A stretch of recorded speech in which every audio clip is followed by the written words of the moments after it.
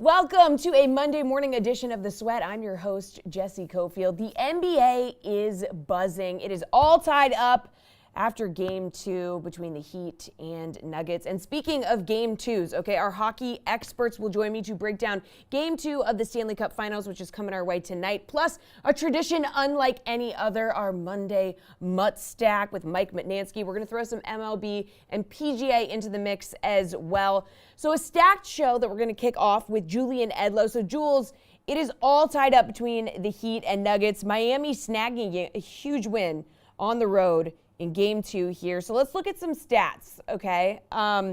So Heat shot 40% from the field, 33% from three in game one, all right? Now last night, they go 48% from both the field and three. So is it as simple as make it or miss for the Heat here? Can we boil it down to that? I mean, it's a make or miss league, they say, and that's always going to be at the top of the list. So Miami missed some shots in game one from guys that they were getting a lot of production from in the Eastern Conference Finals. Your Max Struses, your Caleb Martin in particular, guys that were making huge shots all round long, and they essentially went over for the majority of the game. So getting some shots from those guys and getting involved and making the adjustment to a guy like Kevin Love that played a huge role. That played a difference. And then you have a key turning point in that game where it's like, okay, Denver's kind of got this in control to start the fourth quarter, and Duncan Robinson comes in and gives you whatever it was, 8 or 10 points in a minute to completely wipe away, the body of work that Denver had completed in three quarters. So these Miami role players are doing what they've been doing all postseason: step up, make a few shots. And obviously it was going in more than it was on Thursday night. And when you get a little spurt like that with Duncan Robinson, that became the difference in the game, in my opinion. Okay, so Denver, like Boston and Milwaukee before them, not able to really take decisive control of the series. Michael Malone said effort was an issue here, but we had Jokic going for, 41, but just 4 assists, okay? So did Miami find success here, clamping down on the rest of Denver's scorers? They found something, and Spoelstra was quick to say after the game that sometimes we overanalyze this stuff. Miami is not, or maybe he's just a genius and he's playing off the whole thing. But Miami said that they are not trying to make Nikola Jokic a scorer. They didn't try to allow him to score 41 points last night and clamp down the rest of the guys. But I think that the way that game one started with Jokic coming out, making all those passes, he had, I think it was 6 first quarter assists. He controlled the game without shooting and controlled it as a passer. Now, even as a scorer last night, Denver was in control for the majority of that game. So I don't think just letting Jokic score 40-something points is going to do Miami much good moving forward. If it happens again, it just so happens in this case that they did find a way to limit Jokic as a passer. Now, part of that is, like we just talked about, make-miss league. Denver misses a couple shots. Now Jokic has 7, 8 assists, and it's a little bit different. So some of it does come down to the other guys making shots. But I think that they did play the floor differently and not allow Jokic to get some of those easy passes that he got in game one. And I do think that played a role with how Miami was able to turn this thing around. Yeah, okay, so Gabe Vincent with the team high 23 points, but it was really Duncan Robinson with those big buckets in the fourth quarter. Do you expect to see more Robinson over these next couple games in Miami, where bench guys do generally have more success, like at home? So maybe you want to lean over on his props or something?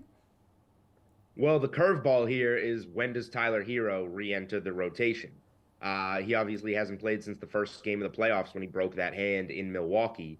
And it sounds like he's probably going to come back. So where do those minutes come from? Because at the time you had, Caleb Martin would play much less, but he just nearly got more votes than Jimmy Butler in an Eastern Conference MVP vote. So he's obviously going to be in there. You have Kevin Love, reinserting him into the starting lineup really worked. So is Hero going to take away from some of Duncan Robinson's minutes? I don't know. I would be cautious easing Hero back in because things are going so well with what you have out there. But the bottom line here is the short way to answer this: Miami's going to play whoever's working that night. So it worked for Duncan Robinson, especially that spurt to start the quarter. Spoelstra's just going to keep pressing buttons, and whichever guys wind up working are going to be the guys that he sticks with. And if those guys in there aren't working, that's when you say, hey, let's try a Duncan Robinson to start the fourth quarter. And boom, that worked. All right, speaking of guys that weren't really working, Michael Porter Jr. was MIA in this game. I mean, only 5 points, going 1-6 from three. He was the Nuggets' third leading scorer this season. He was averaging over 17 a game. I mean, how important is this guy to the Nuggets' success, and was the fact that he was MIA just like a big factor in this one? Yeah, he is important. When your star is Jokic, your superstar is Jokic, and that's a fantastic superstar to have. But playing from the center position, you don't have the star wing that a lot of these other teams that made it deep have. Your Jason Tatum, Jaylen Brown, your LeBron James, your Jimmy Butler, all these other teams that made deep runs. You have Jamal Murray, who's great at the point guard position, but you need some production from a long athletic wing that can shoot the ball, and that's Michael Porter Jr. And that's what this team is around Jokic. They're built up of high lottery picks. Porter Jr. slipped because of the back injury, but he was still the last pick in the lottery. These lottery picks that need to step up. And part of it is the ball going in. Porter needs to make his shots. He didn't do that in game two. Another part of it is he just needs to be a more complete offensive player, passing the ball. I don't know if you've seen the still shot that's going around Twitter of Michael Porter Jr. pulling up a jump shot with a couple guys in his face, and there are three Nuggets standing under the rim with their hands up, like waiting for the ball, and he just shoots it. So, like, rather than a missed shot, an assist, it's not your points, but you're generating offense. I think Michael Porter Jr., whether the ball's going in or not, just needs to find more ways to be productive on offense, and I think he likely will. Yeah, that's going to be another meme that just keeps on giving. Jules obviously did not look good for the Heat after game one, but as we've learned, you can never count them out. So series odds down to plus 225 for the Heat. We talked about, how they limited Denver's secondary scoring. Jokic going for 41, his assist total way down to just 4. So when you're looking at this now, Jules, like what has changed after 2 games in terms of, style of play and how you're going to be actually approaching props in this series? Yeah, so I guess this was the hardest situation for Miami to come away with a road win to open the series, or the spot that I least expected them to. They split in Milwaukee, they split in New York, they took both in Boston. But I thought game one in Denver was going to be the hardest road spot for them yet, and it turned out to be that way. Denver won by double digits. So that put a lot more pressure on Miami to win game two, and it didn't look good for them for a while before they snuck it out. So I think that what makes props difficult in this series is both teams' ability to adjust, particularly Miami. They're going to make adjustments even coming off a win going into game three. So what are things going to look like? I think Hero's role is going to be key. And I would be surprised if he does play a large role, but if we hear that Tyler Hero is going to come back and get anywhere from 20, 25 minutes, there's probably going to be an under somewhere in there on one of these Miami Heat role players that's playing out of their mind that you can look at. So I'm curious to see when we get the Hero information, looking at some of those Miami props. If Hero is going to have a significant role, somebody is going to go under there. And then I think also the Nuggets getting back to what worked. So let's look at what that box score was in game one. Jokic assists, moving the ball. He was obviously down in game two, like we've talked about. So Jokic assists would maybe be a way that I think Denver will get itself back in the series by using Jokic as that piece that looked so good when they won game one. All right, good stuff. Thank you, Julian. Appreciate it as always. And we have another game two coming our way tonight, this time in the NHL. So can the Panthers bounce back from that game one loss? I do not know. I'm going to ask our panel next.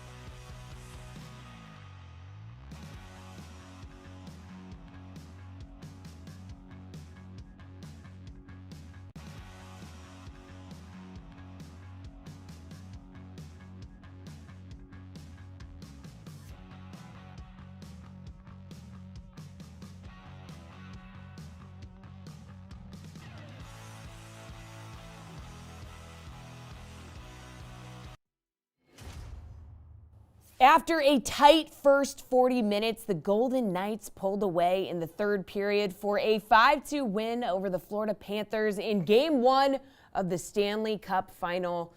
Game 2 is coming our way this evening. So NHL.com's Anna Dua and RotoWire's AJ Schultz are here.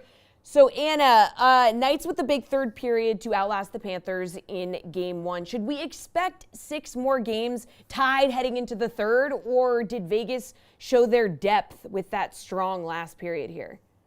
Vegas definitely showed their depth. They have the second most goals per game among all NHL teams this postseason, and the Panthers have been allowing the most shots on goal per game among all teams in these playoffs. And that won't fly against a team like Vegas because they're so dangerous. But I think overall, these are two very evenly matched teams. I think Sergei Bobrovsky reels it in, and it's a close game tonight. Yeah, AJ, the final score didn't show just how tight this thing was. Yeah, I mean, it actually, I think, was less of what we've seen out of the Knights this postseason. They've scored most of their goals in the first and second period, and actually only have 18 third period goals, which obviously was just 15 prior to Game 1 there. I would anticipate they prefer more of a hot start in Game 2, especially because that's something that Florida has struggled with. They've had just 11 first period goals. So I would imagine Vegas would prefer to get off to a strong start, knowing that the Panthers have struggled to do so themselves.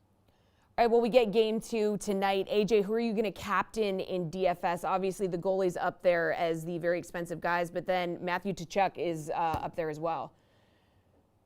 I've been on Jonathan Marchessault much of the postseason here. I use him as my captain in the series contest over on DraftKings there, so I'm going to stick with him tonight. 13.8 is the price tag for the captain spot for Marchessault.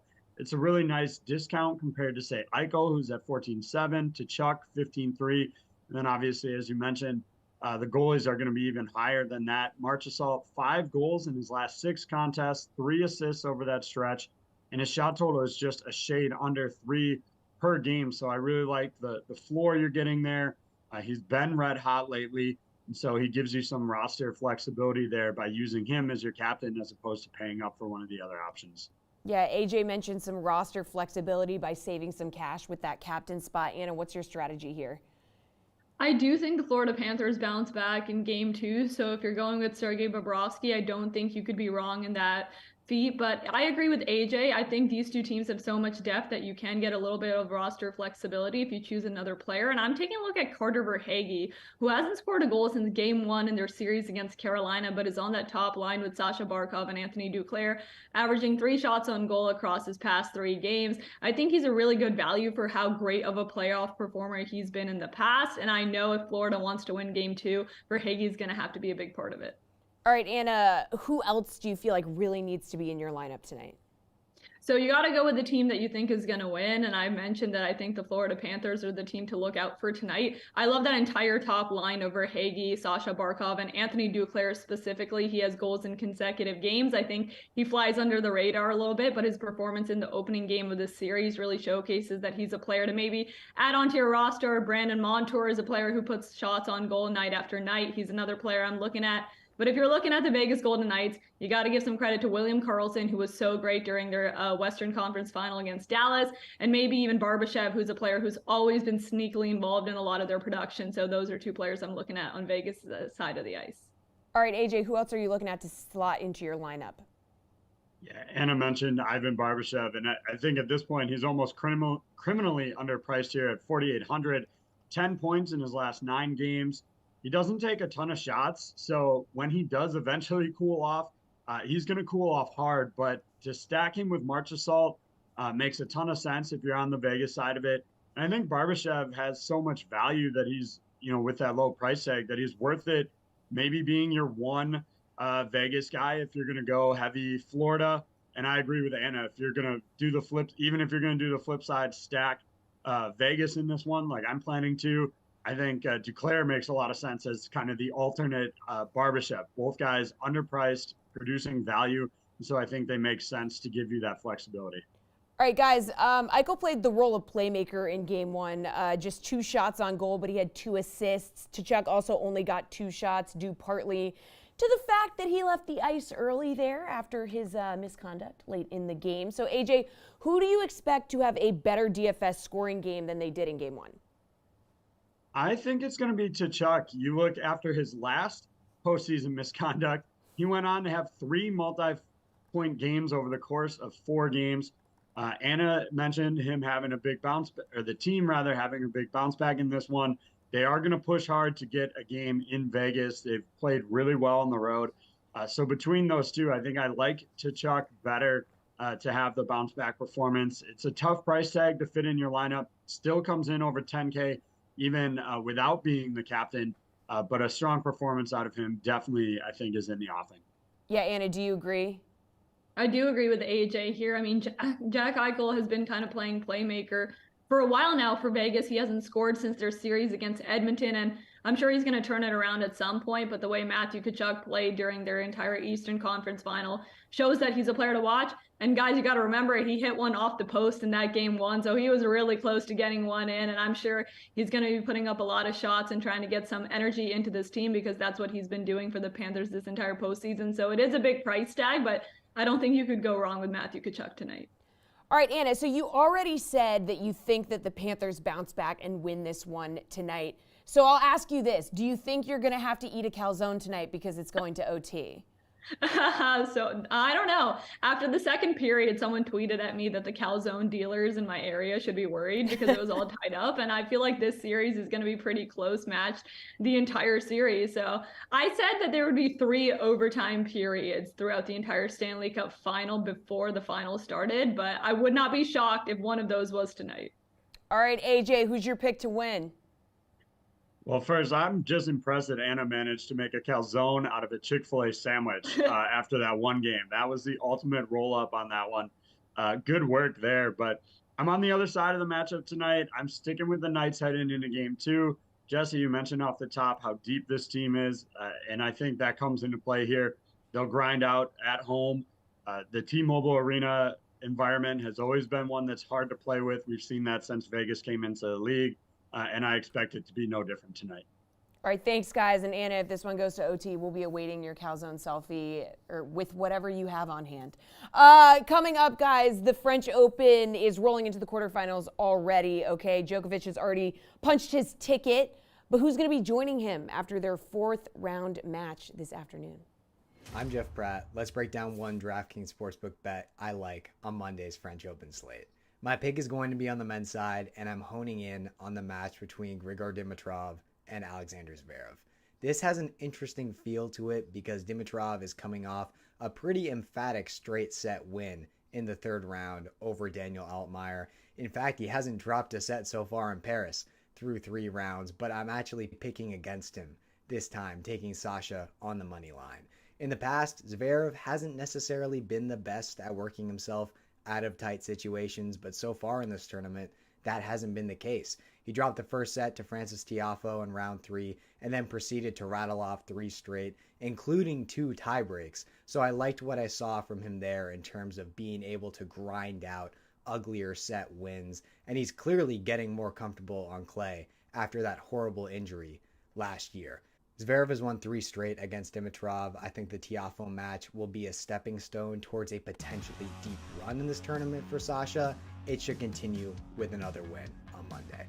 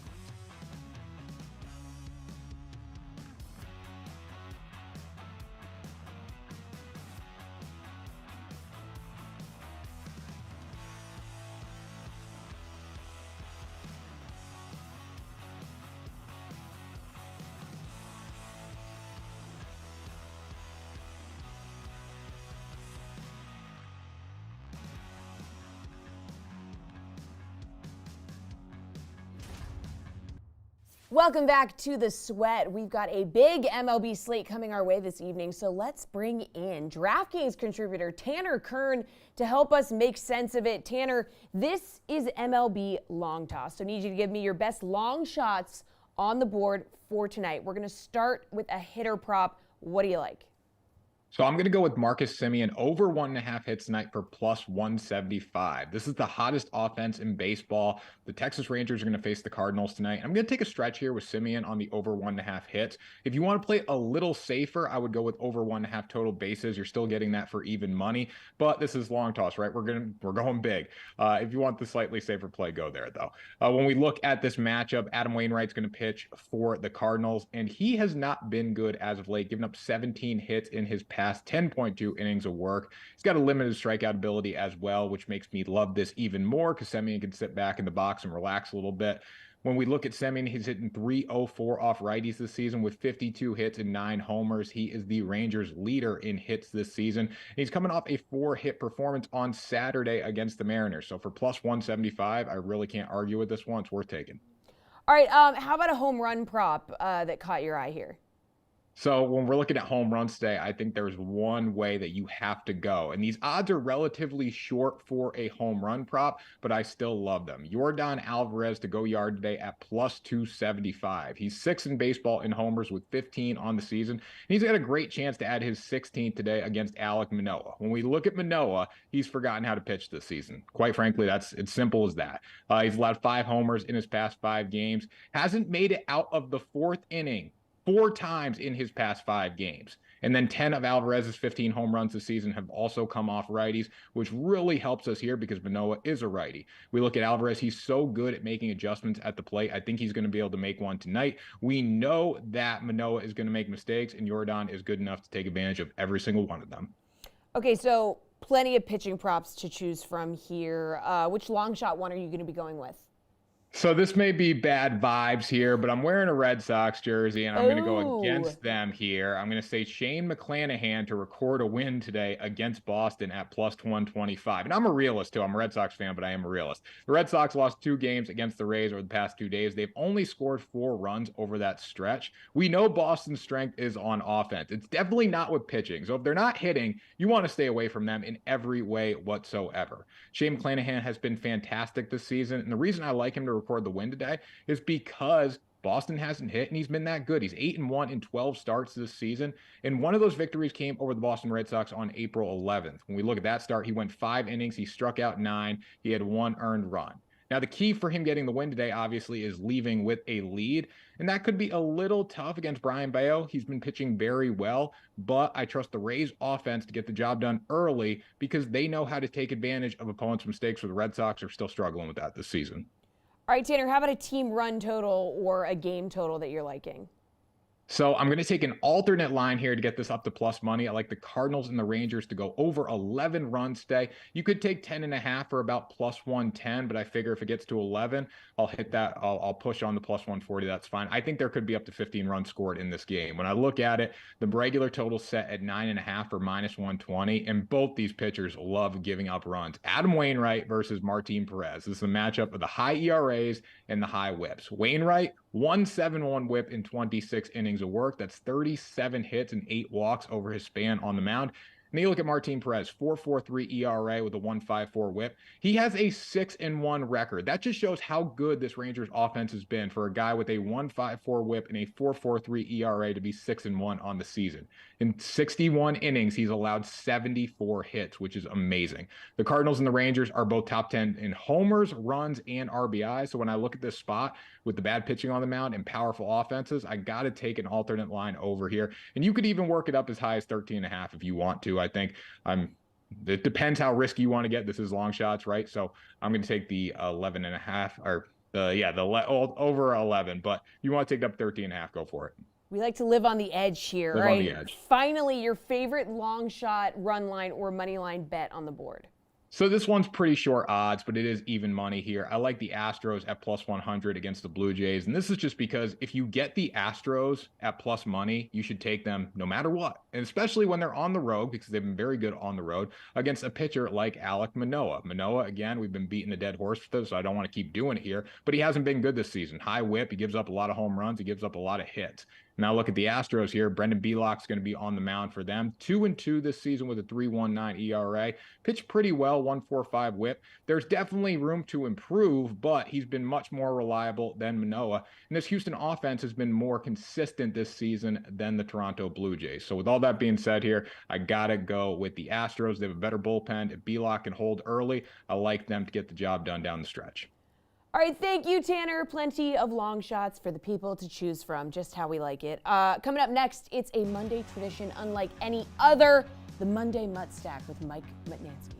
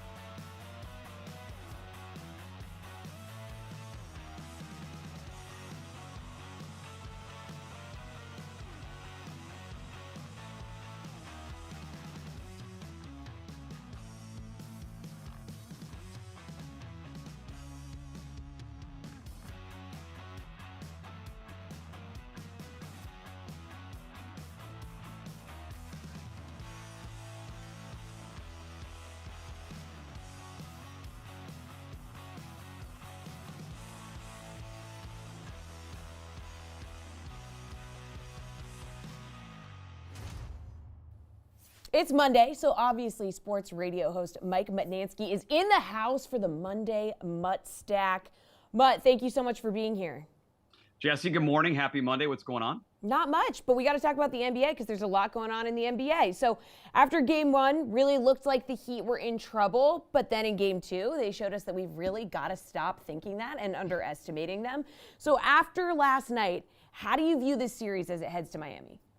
Yeah, boy, Celtics fans certainly saw that Miami team shoot well in the Eastern Conference Finals, and they showed up yesterday. I know they won the game. Awesome fourth quarter. Heard Julian talk about Duncan Robinson erasing that lead in the fourth, but 49% from three. I understand it's been going on all playoffs. I really don't want to bet against it, but I don't believe that Miami can keep shooting the three at this type of level. I actually like the fact that the way they lost the game, Denver did. Coach Mike Malone was able to talk about hustle, defense, that type of thing to get the team refocused to game three. I still think Denver's the better team. I'm going to keep betting against Miami, hitting 50% of the three-pointers. But I thought Julian made a good point for Wednesday. If Tyler Hero plays, that's going to change some of the player props on the Miami side. So got to pay attention to if Hero goes in that game for game three. All right, well, we got a game two coming our way in hockey as well. So do you have a bet for this one?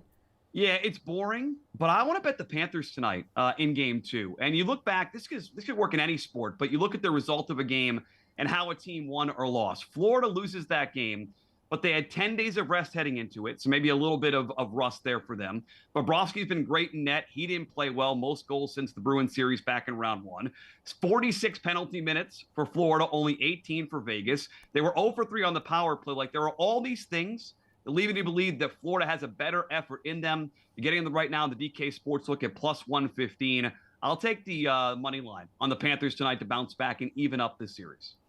All right, well, as if Boston sports fans haven't been devastated enough this year, Chris Sale goes down last week, heads to the IL. I mean, Mutt, frankly, the Red Sox needed a healthy Sale this year to contend. Okay, so looking at this situation now, was it a bad move for the Sox to put a lot of eggs in the Chris Sale basket without like a viable contingency plan here? Yeah, in a word, yes. I mean, it was a bad move because we like Chris Sale, but this is predictable. He's going to get hurt either on the field or off the field. This guy's been banged up, and they built the rotation around him being healthy. And if you want to pretend you're a World Series contender, you don't go into the season with Chris Sale as the guy you're banking on. Now, you look at some of the things they've done this year that prove to me they're just trying to win a playoff round, not a championship. Bobby Dahlbeck is hitting 380 at AAA with 10 home runs. He's not been called up yet.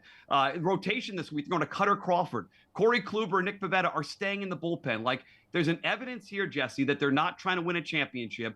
It's a bridge year. Sorry, Carabas. We love Jared, but I think he would admit this as well. They're not really trying to win this year. And it started back in spring training with Chris Sale being the guy you're banking on in this rotation. All right, well, NHL, NBA, obviously starting to wrap up here, so we're going to start to focus more on baseball. So any team future you've got your eye on as we start June, a team that is perhaps not in a bridge year? Yeah, well, I bet the Red Sox over, so hand up. I'm hoping that they can win north of 78 games. We'll see how it plays out. I've been having a lot of fun betting baseball this year, and the awards markets are constantly changing. And I understand that the NL Rookie of the Year right now, Corbin Carroll is the big favorite. He's even money. He's been awesome for Arizona. But as of this morning, you had a guy in Spencer Steer, 30-1 to win the NL Rookie of the Year, available right now at DK Sportsbook. And you look at his offensive numbers, he's first or second in almost every big offensive category. He plays infield and outfield for Cincinnati. Now, Corbin Carroll is the favorite for a reason. Arizona's had a storybook year. They're right there in the NL West. He was predicted to be this really, really good player. But with two guys with similar offensive profiles, 30-1 versus even money, I placed a little action today. Give me Spencer Steer at 30-1 in the NL Rookie of the Year voting, something you can follow for the next couple of months in the National League.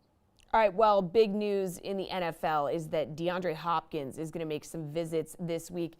Your Patriots have been loosely linked to Hopkins. Do you think the Pats are going to make a play here? I mean, I've read that he might not exactly be like a program fit. He's not exactly known for practicing a lot or practicing very hard.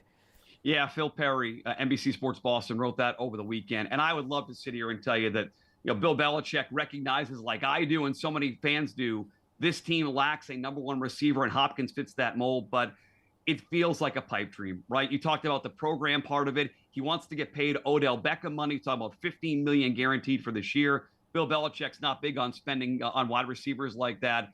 And if you're going to go to a contender, the Patriots don't feel like a real contender to me. So they desperately need a number one wide receiver, but I don't think it's going to be Hopkins. By the way, Bill O'Brien, who chased him out of Houston, is the Patriots offensive coordinator. So I don't see it, Jesse, not this year. So where do you think he does end up? Jets, Jets. Rodgers convinces them we didn't get OBJ. We can spend that same sort of money. Reports out there again, linked to two contracts. He wants a one-year deal to sort of prove it.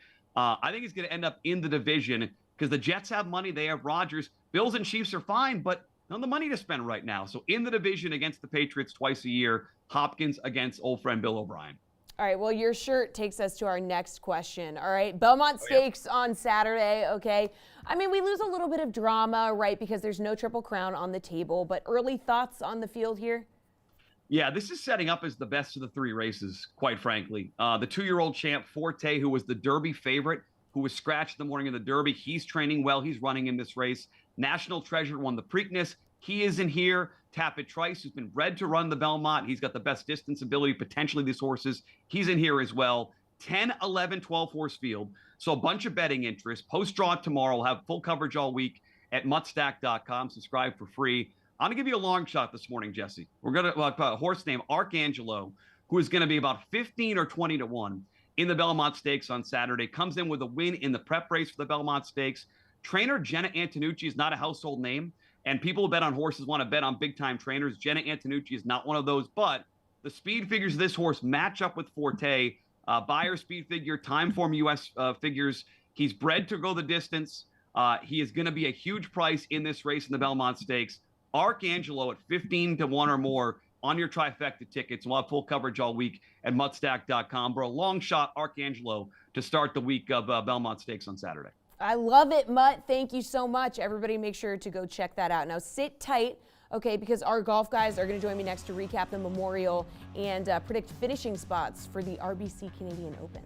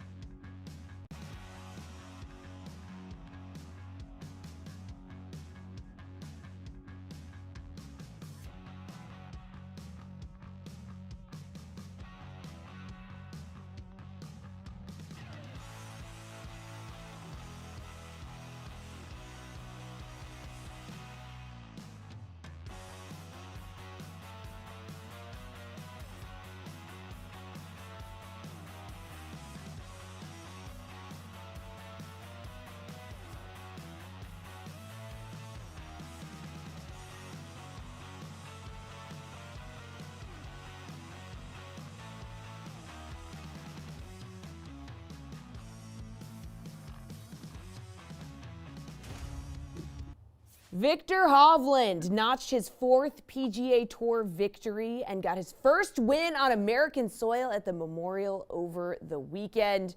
DraftKings contributor Jeff Ulrich and DK Nation's Colin Sherwin are here to talk about it. So, fellas, Victor Hovland, 4 birdies on the back 9, defeats Denny McCarthy in the first playoff hole. Now, we just saw his top 10 finishes on the board there this year. He shines brightest in big tournaments. Jeff, thoughts on his tournament performance and where he stands as a contender heading into the last 2 majors? Well, I mean, if you listen to Phil Mickelson on Twitter, I mean, he considers Hovland the best golfer in the world right now and the favorite for the U.S. Open. But certainly Hovland has proven that, I mean, he's ready to contend in these bigger events. I mean, we've seen progression from him since basically January when he first teed it up, around the Farmers and Riviera. I mean, this is a player who said he's been working on his short game. The long game has always been there for Victor Hovland. I mean, his iron play is up there, elite. He's very consistent off the tee. He's long. There's no problem there. He can putt too. He's a pretty solid technical putter, as we saw sinking that 6-7 footer to win in the playoff. It's just been the around the green game, and he's got that under control. He's still not elite, but yes, certainly he can challenge going forward. He was top 5 at the Open Championship last year. This is a player who just looks ready to compete in the biggest events. And if you look at all of the elite young talent right now, he is the one on the rise. We've seen these ebbs and flows. Colin Morikawa is struggling, and now with the back issue, Justin Thomas is struggling. Hovland is the one who's just been steadily improving, gaining ground. He's ready to compete in these last 2 events, absolutely. I don't put him as the favorite for the U.S. Open, but certainly he is someone to watch going forward. All right, Colin, what do you think? I mean, I think a pretty good rule of thumb in life is don't listen to Phil Mickelson about betting, especially in sports. But I would say Hovland, definitely, it's that incremental track. He is getting a little bit better every week, and he's just improving. Since his time at Oklahoma State, he's just continued to progress. He's now competitive with those top-tier guys. I still don't think he's in that tier of a Rahm, of a Scheffler, of a McIlroy, but he's in that 1A, 1B, like right there. Very, very close. And he does have that complete all-around game. His irons you can trust. If the short game does get going, like Jeff said, that's really going to make a difference for him. U.S. Opens probably don't set up great for him. They do for his accuracy off the tee. But, man, you miss by just a little bit at the Open and you're in jail. And I don't think LACC is going to set up real well for him. Definitely more favored at the British Open than he would be at the U.S. Open in a couple weeks here. Okay, so 31 guys within 3 shots heading into Sunday. Talk about exciting. I mean, Colin, is this just like all you could ask for in these new designated events? I'm going to go the other way a little bit here. Oh. I'm not a big fan of this. I think Jack Nicklaus kind of set this thing up a little bit tough. I think the reason that all the scores were compressed is that Muirfield Village was set up in a way where there's only one way to play it. So there isn't a lot of chance taking. These guys aren't, going for things in 2. They're not taking those aggressive lines at pins because the course was set up in a way where guys couldn't really attack downhill. So I would much rather see course setups where we can see the field separate a little bit, where guys have to take some chances to try and be at the top of the leaderboard. So I mean, 31 players within 3 shots. I mean, it sounds great. But you know what? It's all, guys just kind of play in the same way, hitting their irons into the fat side of the green and then trying to roll in a putt. And then it just becomes like a long putting contest, and who happens to roll a few in is who wins. I don't think that's great for the game. I would much rather see course setups that allow the field to go up and down a little bit, where guys have to take chances. And when they miss, they're going to fall down the board. That's okay. Okay, Jeff, do you agree? Not for you? So, yeah, I actually pretty much do agree. I mean, it feels like the course just took definitely the leaderboard was a product of the course this week, because there was no way you could separate at any point over the weekend. The greens just got too fast. You couldn't attack any of the pins, and it was basically just a grind fest out there. And once you made a triple or a double, it was basically almost nearly impossible to recover from, unless you were Siwoo Kim, who did it like 3 times. But that's another player really to watch going forward, by the way. Siwoo Kim playing some great golf. But yeah, I don't mind this once in a while. We've gotten 2 weeks in a row of it, because really Colonial was actually set up in pretty much the same fashion, where guys couldn't separate. The greens were burned out. So it was a little bit much 2 weeks in a row. I think that Jack kind of nailed it the last 2 seasons, where we had like 13 under par winners. You could still get aggressive on the par 5s. There were more eagles out there. I think that's probably the tournament we want to see. But certainly for the elevated events this year, it was a great event. I mean, it was close at the end. We got a playoff. I'm not necessarily. We're just kind of nitpicking here. RBC was pretty good, but I think it was definitely a little bit too much in one direction. We need to see these guys go for pins. We need to see some eagle chances down the stretch. Let's see, give them a shot to really play their best. So a little bit too much of a sufferfest, really. I think that course has a little bit more to offer, but certainly with these elevated events, we've seen the cream rise to the top on almost every week now. And it was again this week. I mean, with Victor Hovland, Rory being there, and Scotty Scheffler making another run. So good event. But yeah, I agree with Colin. I mean, I think the course just got a little bit too much to the tough side. All right, Jeff, let's take a look at your betting card here. You were all over this tournament. Nailed Nice. Hovland. Lowry and on with solid finishes. You were just 2 weekend meltdowns from Sutton, Hideki, and really bulking up that bankroll before the U.S. Open. We've recapped a few of your betting cards. It's not as easy as it looks, okay? So take your victory lap, Jeff. You deserve it. Yeah, no, look, Victor Hovland, I mentioned off the top of the show. Thank you very much, by the way. I mean, just a player who looked ready to win. I mean, you watch him in the majors. It's a player who took on Brooks Koepka, hung with him down the stretch. Really, it was just one bad break that stopped Hovland from, potentially even pushing Brooks to a playoff for that event. He was just a player ready to win. And like I said, you look at all the young players around 20-1, 30-1 last week. He just made the most sense to me. It's a great week whenever you hit an outright winner. I'm not trying to discount that. It's a great week, but a little disappointing from Justin Suh leading the event and not even being able to close out a top 40 finish, let alone a top 20 finish. And then Hideki imploding to only tie Burns. So yeah, like you said, could have been a big week. Justin Suh is a player I'd watch going forward. He'll get it together. He's really, really putting well right now. But yeah, Victor Hovland, thank you very much. Well-deserved win, an elite player who finally got that elite win off his back. Colin, I saw your reaction there. I mean, is there anything more frustrating than having a top 20 slip for someone like Justin Suh? 36-hole lead, promptly goes 4 over in his first 3 holes on Saturday. This is why one of my favorite bets in golf is when a guy who's never really been in contention before. And Suh, I think he's made 27 of 48 cuts on tour, and has 2 top 10s in his career, none in a full field event, I believe. When a guy like that's at the top of the leaderboard of an elevated event, just bet against him. Whoever he's paired with on day 3 for the day 3 single round, bet against him. Just fade. Look, being under the gun, under the brightest spotlight of a golf tournament, you just have to experience it 1, 2, 3, or in Tony Finau's case, 77 times. Like, you just have to go through it. And then once your body feels more comfortable, once you know how you're going to physically react, how you're going to mentally react, you play much better. That's just what Suh's going through right now. Look, he's a very talented player. Like Jeff said, he can really roll it. But there was no way that you could realistically expect a guy who's missed this many cuts this year that, had 2, I think it was T16 and T26 coming in, but had missed a bunch of cuts before that.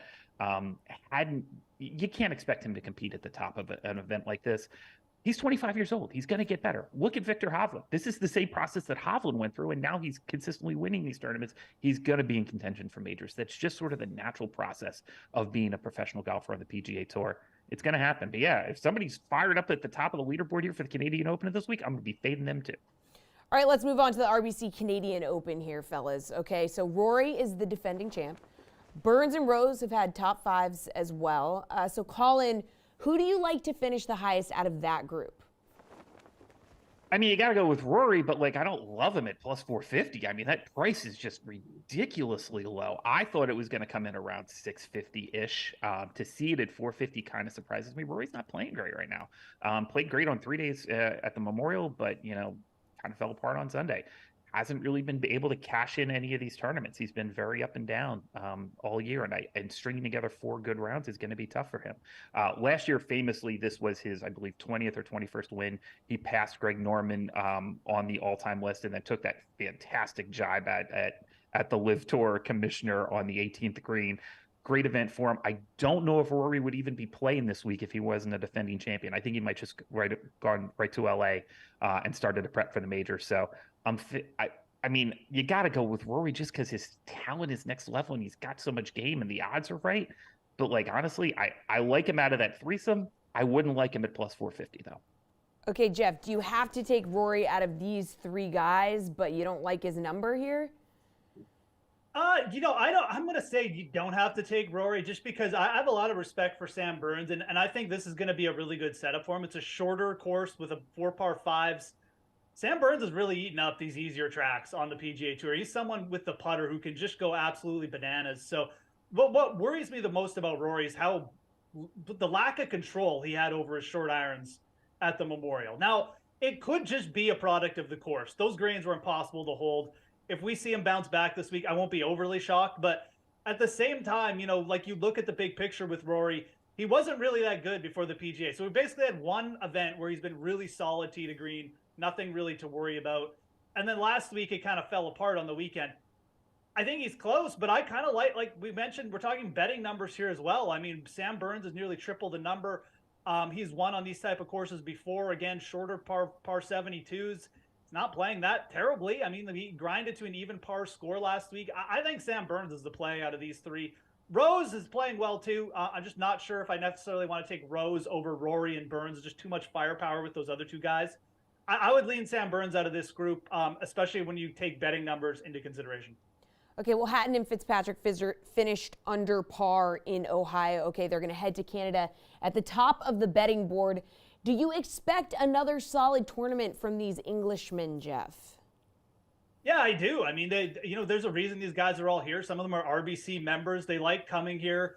It's a little bit easier track. Certainly, we just saw Matthew Fitzpatrick win another RBC tournament. I would probably lean Tyrrell Hatton out of this group, but if I'm being dead honest, I think that the player I like most in this range is probably Shane Lowry. So going a little bit off the board here, he's been gaining monster strokes on approach over his last few starts. Shane Lowry has finished, he comes and plays this event pretty much every season. He was third in 2019, Hamilton Golf and Country Club. Again, all these Canadian Open courses, they're all a little bit different. I think this year's going to play a little bit easier than last year's, but they're also all sort of a little bit the same. Lowry has seen these setups before. He's played well here. He's playing good golf. I think I would probably go off the board. You're getting a better number on Shane Lowry at plus 1,800 on DraftKings compared to Tyrrell Hatton and Matthew Fitzpatrick, who are both playing really well and should be in contention this week too. But Lowry for me would be the preferred betting target there, especially if we're talking about foreign players who have been playing this event multiple years. Colin, are you leaning Hatton here too? Yeah, of that duo, I would definitely take Hatton just because he's in form right now. T5 at the Byron Nelson, T3 at the Wells Fargo, and then 2 top 15s in elevated events in the last couple weeks as well. But that's all great. And by the way, I really like the Gala this week. This course, this style, that short course really sets up well for him for his approach game. He's going to be able to roll it a little bit. And at 30-1, I think there's some good price there. However, we did not talk about the best golf story of the week. Oh. What Rose Zhang did.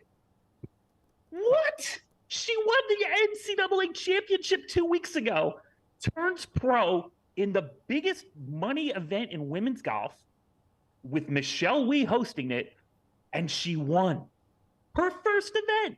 That is nuts. That is insane. I've never been more excited for women's golf.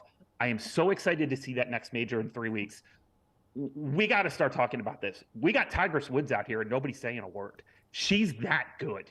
So start betting now. Somebody open up some lines for the LPGA championship in 3 weeks. I can't wait to see this event. Get her in this week. Young man just withdrew. Let's go. Let's go. Get her in the field, man. But that was one of the best golf stories I've ever seen. And nobody's talking about it. Stop it. This is the golf story of the year. Golf story of the year, Tigress Woods. I love this. Okay, amazing. Okay, Corey Connors. Is he going to get a little bit of a Canadian boost here? Colin, no Canadian has won the RBC Canadian Open since Pat Fletcher in 1954. No, probably not. Okay. This is a really tough field this week.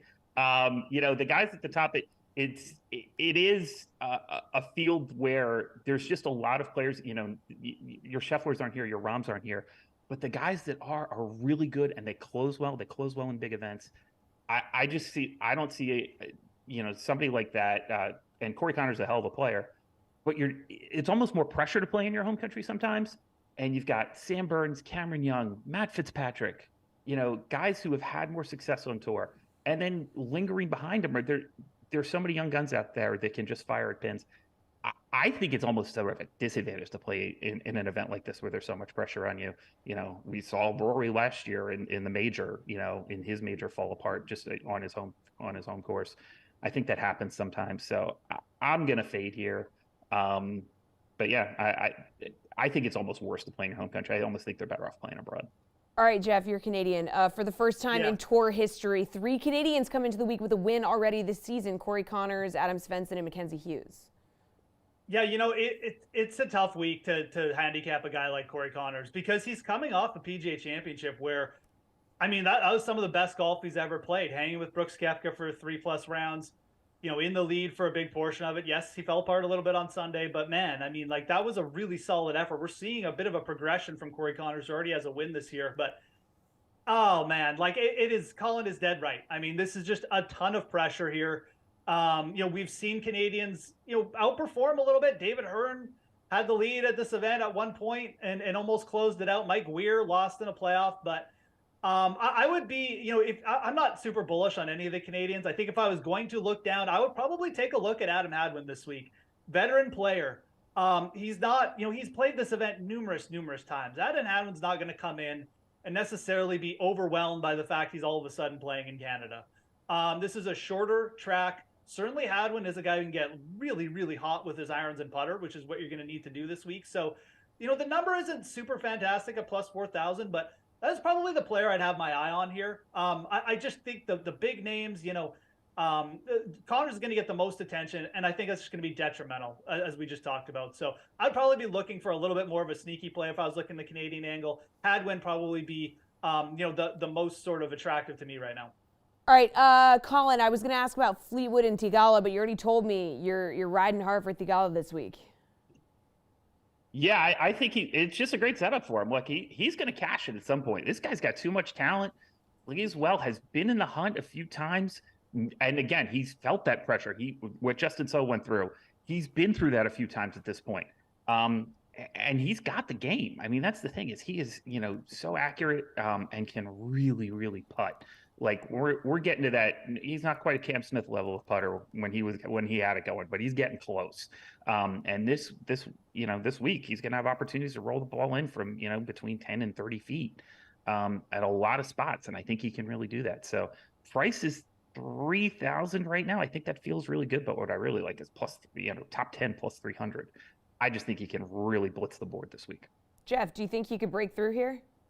You guys know I love Tommy Fleetwood, but I'm dead on this with Colin. Theegala is a player, man. We've already seen him he's got 3 runner-up finishes. This is a player who puts himself in contention at events like this. Easier courses. You don't need to worry about.